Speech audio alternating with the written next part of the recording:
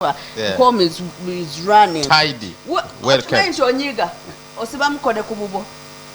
don't remain the same. You see, I give you a story. I'm not saying that women shouldn't assist. Women should come in every once in a while. I'll give you a story. He's gonna give you a story. When I just gotten married, he's giving and a real life story. This man is very real. My wife, I leave stationing the excited. Ngenda kola chi waka amuchala yasibyeyo. There is food. Real story. Yeah man. Byakutukako. Nengane mere buli wamu left right and center, knowing I'm going home to do what? To eat mugole. To eat. Wa mugole. Ate wasiza fresh. Fresh. Yeah. Fresh. I reach home. Otuke waka. Machikitita. Awanise kutugulu twe. Ali ku snacks ze. Ne kachai and a remote in hand. You know. Nenzija ne mugamba wagwani njala ngenuma. Nagamba today is my lazy day. Nagamba atya. Today is my lazy day. Byaba wano Uganda. Byali Uganda. Mu myaka egitali gyawala. Osoka nkibala abalamu ngamba lazy day kuba kitiyangame lazy day nzijenga ndid. Naye nenzijukira nange when I was single there are days that I didn't want to cook. You understand that? Yeah. There are days I didn't want to cook. There are days I feel like I can't cook. Probably this is one of those days. Lazy day. Yeah, this is one of those lazy days. There is tea. Some snacks. Feel free snacks. Na katako ka feel free. Oyingire chiyungu. Feel free kali kategeza kuyingira chiyungu. Nisagala kuzanyira mulezi day. Chai wali nitabulida akachai. Nengwa ku migati jange nenjikarakata. Akata. Nyingire kisenge kyange nenkuba otulo. Nengo nyizemu. Of course I was disappointed. But nenebulira nenekansolinga nenzijukira. Omusajja yajja okufumba. No, singa omusajja yajja okufumba. As a human being that has been in the same space like that. If I had insisted I want food, she would go and cook it. Definitely. But cooking it when she's totally happy. Well, I nzojifuba naga why omusajja kamufumbire mere. Antukirizo obuvunaanyizibwa. Yeah. But nachibala nenzijukira nange je nava nga I too would have those days that I wouldn't want to do nothing. So I let it be. Then in the morning I woke up, came to the restaurant, Canaan restaurant, and said ngamba banange mkale uleta kamere wano chiribu kugoya motungo kumacha kwa subu, and I sorted myself. Yeah. And life is very okay. When I went back, she was a very happy woman. Eventually she kept saying, I'm an understanding man, I'm a nice man, I'm all those good things. No, which is very okay. My issue is here that I have a problem. Why? Kwaki insisting on kuchindu kyobonako? Omwana owobuwala yenna, if the day they ever feel like the money they are giving you, you know someone who has grown up in a poverty setting and a poverty mindset, with a poverty mentality. Poverty population. Getting money in life, makes them feel like they are above everything else in this life. And then this is what happens. You to erase that issue of them having money is not a big deal. Chikutwalira, one, moyo mutukuvu, two, a lot of consecration and laying on of hands. You understand that? But vis-a-vis someone who has grown up in wealth and in a good life, what they are looking for ideally is not money. Money is just a catalyst. They are looking for one, loyalty. They are looking for your availability. They are looking for love. Because that can't be bought with money. You understand that? So, you kukwata sente, akuwe. Agame, waba tugwana motoka. Nagamba, kingi nyine motoka jange jisivuga. I don't think I like it. Uchitegede. Na ajikuwa. Nitakulangira. Motoka yange ojivuga ojitwala wa. Olirudawa. Oteka mwani. Otade. Funaka walanga tekaso. Let me tell you. Diana, netujja anti Diana, women have to support. Netujja ku kintu onako nabalese ne munjemya netujja ku kino ekintu. I want us to demystify something today. And what we need to demystify is this one thing, that when it reaches time of getting married, okay, can you leave a boy child to do their own dowry completely, and also and then when they come you don't ask them for money to support you to organize events ngamwe family eri buli family cause guess what embaga ngembaga no wedding omusajja yagivunanyizibwako. Listen, do people pay money to the bride's home when they are in preparation? No, this is what happens in preparations. Gadiganze yayanjulwako nayanjuzaako my sister. Our parents wake up and say banani muwala wange agenda kukyaza mwana munne tulina obbakulirayo omukolo era family netulanga mu meeting negamba what are we doing, what are we preparing, what do they expect and all those things, and then some families will say twagalayo abantu 30 tujja okusobola okuliisa, twagalayo abantu 50 tujja okusobola okuliisa. Omukobo ogamba nti banange nze nyina abantu bangi njagalayo abantu 10 nga bagamba kati abantu aba 10 tuyinza obutasobola bbalisa. Can you feed the 50? Fenaffe tulise bano twalisobola obbawa 50. That's understandable. But some families say kale olemeddeko nnyo kale ne kumbaga kasana ogenda tuwa 100. Okitegedde? It is okay. But some spaces, some families, this is the reality on ground.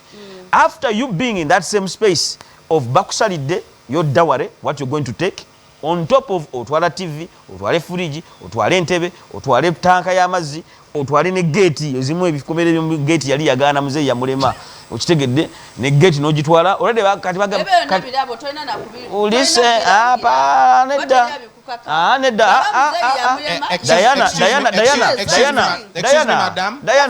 Excuse me, madam. Continue with the point. Emyaka 8 mu giijo okitegedde ngenze ku mikolo mingi mperekeddeko many of my friends. Likewise. And this is the reality on the ground that I'm trying to talk about. And I know whoever is listening to us, they know what is going on. And then on top of that, omwana nakugamba muzeeyi nakugamba mutabani, hey banange webale kwagala munana munno nanga ne kati olaba munnange nno obuzibu omutwalo gwange njagala kino mundiseo tanka ekirayo etebe kati n'abaana nakugamba ne ate munnange mbadde saagala kubatwala mu kyalo. Okitegedde emikolo gyandibadde mu kyalo naye oba osobola okufunayoko kasente ne tulongoosaako wano ogenda okuleeta abantu bo baleme kuswala tuleme kuswala ewa mwana munno gyava kino kyenfunyawo King nkunyonyola Diana lindako nkyajja ne King tukuwadde nnyo tusaleko neno atobireka entondo zisibirawo nange kyeŋŋamba kikino katumuweemu buli omu twerekerere eni ogambe nti okay guy yasasule bride price let the family of the woman take care of the entire introduction ceremony. For us we bring what they have asked us to bring. Let me tell what you is your take, Diana? Will you keep quiet? So this is my take. I like the fact that you say that different depending on what family you're going to marry into. Different families do things differently. For example, in our family, fabe kwasaganyiza ebintu byaffe. Okitegeera nti yojja kukyala ojja kwanjula. We are okay to do everything for ourselves. Nojja ne tukutegekera food, cake, decor, buli kimu on us. Okitegeera. But however, if you feel like you want to chip in as a man, that is your choice and it's okay. It's welcome. Now for some families, okiwulira tebakikusabye. Yes. For some families, bwe baba bagambye nti munange twetaaga okulongoosaako ewaka ku daware g'obadde ogenda okugira osooka n'oweerezaayo ku daware ku sente z'obadde ogenda. That is understandable. That's daware. That's your money. That's their money. Daware is okay. They prepare for you such that when you come, you're received with honor. N'abagenyi bo ne babeera comfortable ne balya ne banywa ne babazaala ne mutambula ne mukola ne mugenda. Now where you guys are getting me wrong is I don't mean to say that omukazi ta supporting completely, but waliwo ebintu naawe bye weeyimbamu ng'omusajja okitegeera. Then I can afford 5 cows. You understand? But your family wants 10. No, your family wants 10. No muwala naye ayagala kulaga. No muwala naye ayagala kulaga. Omusajja gwendeeta. This is where my support comes in. Yeah, as a woman, support could not necessarily mean money only. So you goina tano. Nchimanyi manye enfunayo manye nyingizayo gwe mwami wange gwagenda obeera omwami wange. This is how I support you. Ngende wabazadde bange nawe kama nno omwami wange gwendeeta wampale nyimpi temumunyiga pale nyimpi okitegeera mwagala mulaba mu future maaso eyo agenda kubeera bulungi musajja wuyo asomye dokita okitege yakatandika okukola but ate saagala kutambulira mu kibi olwo njogera ne bazadde bange wulira support eyo okiwulira ne mbagamba no agenda kujja ayinza n'obutasobola leeta ddawalwe ku luno naye ajja kumala akole ki maaso eyo wulira support eyo nti oba agenda kusobolako ente bbiri kuze musabye naye maaso eyo bwe tunaakola tujja genda tukola ki tuzibawa tujja nakuyambako ddali tuwerere bato baffe. The ground is very soft.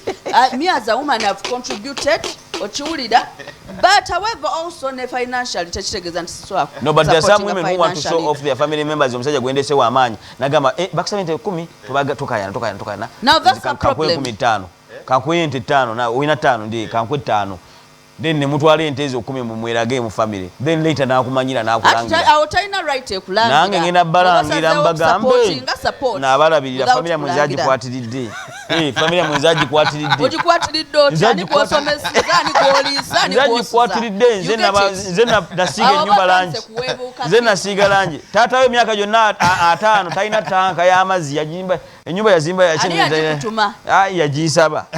I have been in spaces and people have asked for things. Let me have this caller. Hello, caller. Hello. Yes, good morning. Good morning. Morning, Spirit FM. You sound like you can even pray for you by the price yourself. Yes. Thank you very much for your topic this morning. Yes, please. Personally, I want to contribute what you are saying. I've been married for 8 years. Oh, congratulations. Yes. So, on that thing of dowry, because for me, where I come from, they pay dowry. I can talk from experience. My family chose to tell before these things happen, you sit down and then they ask you what your husband is able to afford and this and that. So because of where I come from, you must sit down in the form of cows. They said for us, you have to pay this amount of, or this number of cows and then amount of money. So I knew how my husband was able to raise the money. I knew everything financially he was going through or what he could afford. So I like what Diana was saying, my part was to try to convince my parents, yes, this is what you want, but this is what my husband can afford. I asked my parents, would you be happy if my husband paid 15 cows and then the next day after the marriage we are starving? Like, we got to reality. And my father personally had agreed, but these things of family, your parents agree, and then some aunties and uncles are like, no, we can't allow that, a daughter can't just go, and then they say how many cows, But normally they are always the poor aunties and uncles. They are normally, yes, because they know when, for example, this man brings 15 cows happening. And then to take a cow, the father, the other person, so it's for their benefit.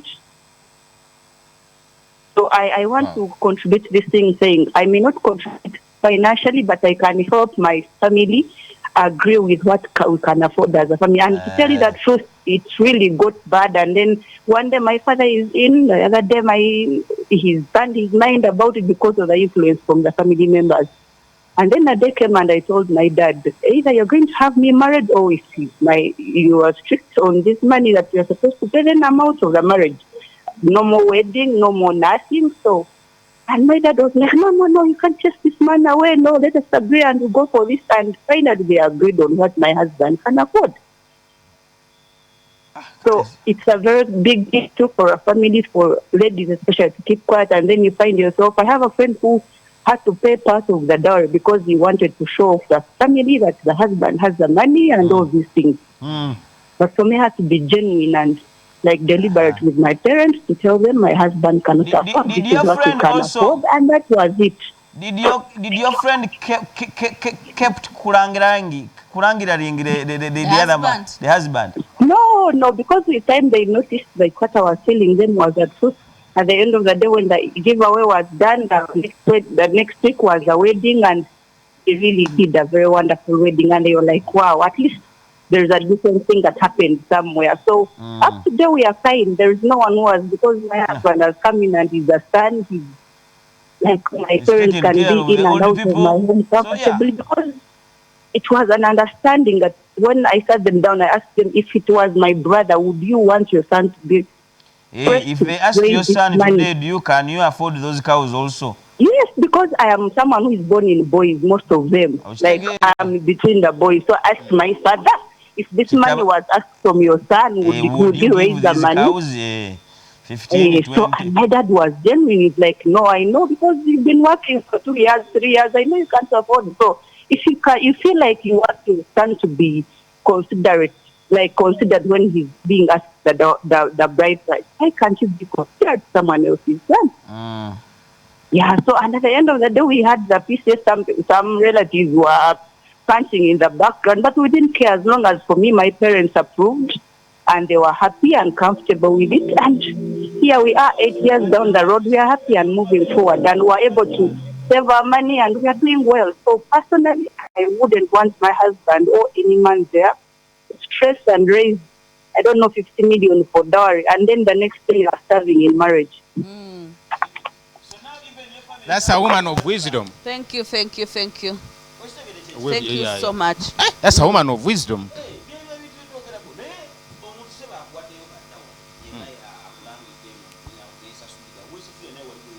Anti kakati checho lwaki King mbadde ngamba abasajja nti waba osobola kola kyosobola okole kyosobola okitegeera then okubeera mu space eyo eya mu future there is a possibility nti kituufu mujja having an argument omuntu akole ki abeeko ne byayogera ebitakwatagana. Let me tell you, us as women, we feel so good and proud of you.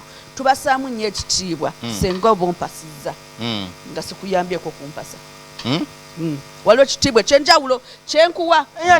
Dana njagala nkubuuze kibuuzo Dana statement kanjikuddemu eyo nti ffe abakyala waliwo ekitiibwa ekyenjawulo kyetukuwa ng'omwami mu maka ng'otuwasizza mpulira ng'ompasizza. Dana, let me ask, there is no problem is it a with coercion? Is it a coercion? It's not. I'm telling you how we feel. And who suggests to give? Honor you. Who suggests to when you give part of the dowry? Without us having to facilitate and pay for you to marry us. However, it's okay for us to contribute, and we are generous people, and when we love you, we want to give and give Masanyu obuzibu bwange bubuno ne give. Diana ani abagambye omwana w'obuwala nti mpa ssente ngende nkusasulira eddawale gwe wennyini oba okirabye nti sisobola siina maanyi n'ate onjagala ndi luvubuka lulungi ate olina ate gwe olina onogamba gwe suggesting. I don't think there is any man who says wandibadde ku ddawale. Men to keep falling in that trap. Yeah. Oli oba ayagala kweribaretinga yeribaratinge kuba naye temanyi kyadduka mu famire ye okitegedde okwesasulira ddawala aveewo breaking a generational bondage. Yes. Me, I have no problem even if a woman funded everything in my life and I come. Sigala nze ayambala empale, sigala nze musajja. Nojja n'oyimirirawo. Nenzija nenyimirirawo. Bw'onnangira nnyo nga mbikuddiza nga nkuviira oba nga nkuviira ng'ofuna omulala. Lwaki tutuuka eri mu kulangira? Anti kati kulwaki oba onnangira kwaki osirikako n'omumwa ago n'osirika. Abatakulangidde abakugambako. Tongambako, sigazi okungambako okwo. We help jumpstart your day like this. The wake up call.